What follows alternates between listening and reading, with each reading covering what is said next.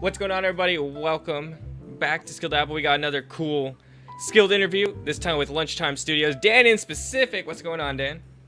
Hey, how you doing? I am doing good. So I just wanted to talk to you about your upcoming game, Lords of New York, coming out this week, right? Yeah. Yeah, okay. So I got to ask right off the bat, RPG style skills and poker in an awesome idea. How did you guys come up with that? Oh, cool. Well, it's a funny story. So, like a long time ago, when I watched the movie Rounders, a Matt Damon movie. Just love that movie, and I was like, I want to make a game where you feel as powerful as Matt Damon. You know, he would just go into a room and like, people's hands, and it's like the genius of the character. I wanted to kind of impart that to people, and part of it too is, so my friend, this was around right after Rounders kind of poker really took off, especially Texas Hold'em, and I would watch him play, and he was playing like 6 games at once, and I was like, what are you doing? And he's like, well, you know, most time you fold, so it's pretty boring, and you just, you know, you bet only once in a while. I'm like, what if you made like every hand fun? He's like, you can't do that. Like, well, what if you did? Like that's what, you wouldn't have to play 6 hands at once, you know? So that was the goal, was to say, like, how do you make every single hand something that you could possibly win, instead of just like, oh, whatever the cards show is kind of my thing, and unless you're a real expert and you're like super good at bluffing or, you know, those kind of things. So, you know, to my super, I think it works better than I even expected, which is really cool. Because you really do feel like you have these gifts, right? And you don't necessarily like think about it, but when you're doing it, you're like, you're using these abilities, like that is what you're mainly thinking about, is like your abilities and what people are doing with their abilities and all this kind of stuff, and like the cards are just kind of secondary, and so your thinking almost goes to a different level, and it's super enjoyable, you know, experience, better than I thought it would be. So. I gotta admit, it sounds like it's pretty crazy, because it's not just poker anymore. It's like, it's the whole 9 you gotta worry about, just a different level. And Yep. That sounds very ambitious. I mean, the whole game itself is ambitious. You got AAA voice acting, crossplay from PC to iOS on LAN, and stuff like that. A bunch of other cool stuff. You guys went all out. So I gotta ask, what was your favorite part of the entire project? I would say, so it's been a very long project. You know, I've been working on it for over 5 years, 7 days a week, at night, you know, like every day. And that's in addition to being a dad and having a full-time job and all that kind of stuff. So, you know, there's been a lot of interesting times in it. I would say one of the best things about it is probably, we invented a new type of animation technology for the game, and it's super good. It's super powerful, and like that was another one that turned out way more powerful than we expected. We just kind of did it to, you know, like how do we compete on like a Blizzard level when it's just me coding at night, you know? Yeah. And we've got a lot of new artists and things like that. Like, how do we, you know, we have no real budget. Like, how do you do that? And you know, that was kind of the goal from the beginning, was like, Blizzard's the bar, like that's where we have to go. And you know, we just had to invent our way there. And I think that's probably, I think for me, seeing people who have, you know, a lot of our artists were right out of school, or maybe not typical artists that would find, you know, a game company would just overlook them.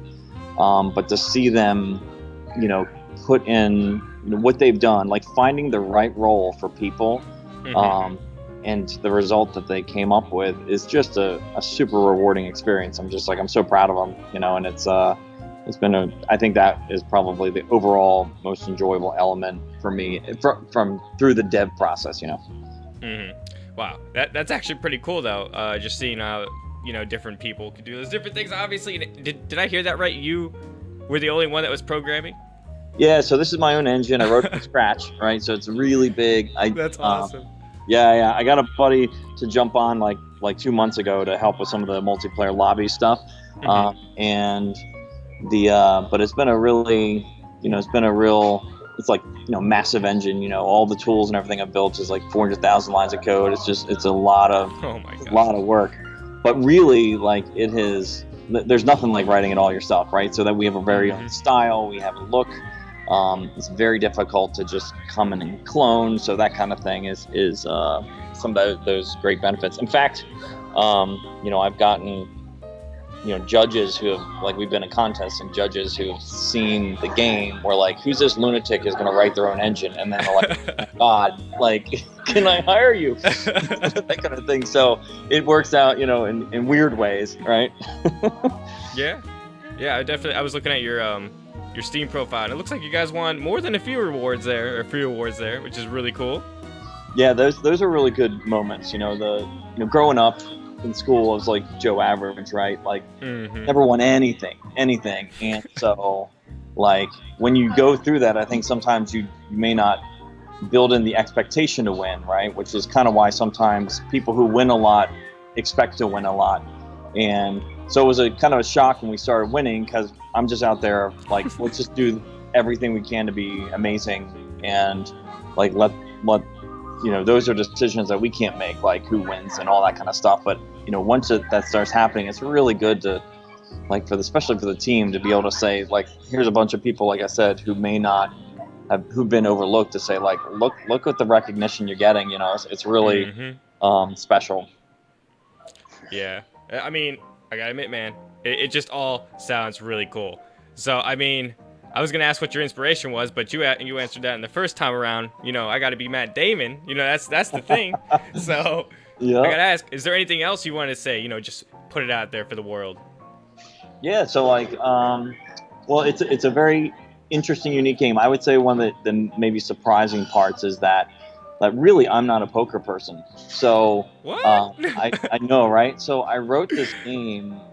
Really, so we have two like World Series poker people who play the game to make sure it's fun for poker people, and then they kill us, right? No matter what the abilities are, like, poker people are still really, really good in it. But it's really, there's a great way. It's like poker for people who don't think they like poker. Like, you're not even. That's why now the multiplayer aspect, I think of like a MOBA, which is like, so we base a lot of like Heroes in the Storm kind of matches where you level up your talents within the game, and it's like that kind of. It's really, you don't have to be a poker lover or even like poker, really, because of the way you have to think and the way you interact with people. In a remote system, I haven't shown, like, the world hasn't seen that yet, but it's super cool. So while you're in poker, like, each character is different, right? They have their own, like you said, AAA voice acting. They have their own abilities, stuff like that. Well, when you pick your character, you can talk to other people through that character's voice. So you have a ton of different emotions that you can say, like, I'm feeling happy. You'll say something happy, and you'll have a little smiley face next to your icon, or you can change your emotion that way, or you can do, congratulate someone or tell jokes or whatever it is. And like that kind of thing inside the social game, that's all like your character, really, you take on your character really well. So I think that's a real pleasant surprise success that also was like, we knew we wanted this and it was really important, but it turned out, again, like had more impact than we even expected, because it's like, wow, I really feel like I really get into my character Lucky, or I really get into Veronica, or whatever it is, that kind of thing.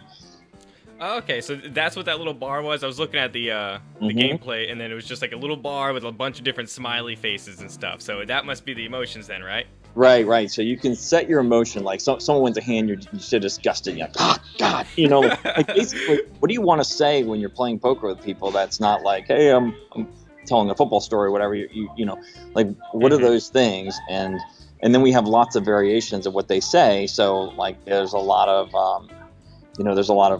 interesting replayability. It's like, I want to say, like, what can you do without typing in chat? Like, what can we, how would you communicate to other people without that? And that's kind of was the goal of, like, building in the emotions and the actions of how you interact with people. All right, that's pretty smart. I mean, I don't know. And okay, so one more thing I gotta ask. I know I said I was done asking, and I don't even know if this is a question, but I am so excited to see what you guys are doing with the single player. I mean, I was just looking over it 1,000 times.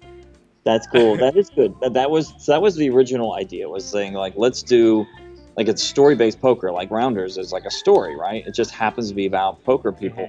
And so that was where we began, and we did that we've been building all our technology and driving towards there. And then it was at PAX South last year that people were like, I really want to play this with my friends with these abilities, and it's like, okay, like we based on like talking to people there, we stopped, we pivoted, and we did the multiplayer and made that. So even though it's a poker RPG, I call like the multiplayer more of a MOBA, and then the RPG is still, you still have story mode. So for example, now, we're going to have lots of characters. So Lords of New York is going to go on for a long time. We're going to be continually adding characters. So kind of like you buy it once, and then we just add characters, and we just keep adding to the game. So instead of like in-app purchases for different characters and crap like that, it's just like you buy it, and we're just going to keep making it awesome, for years. And so part of that is, at some point, the only DLC we'd ever have really is like certain single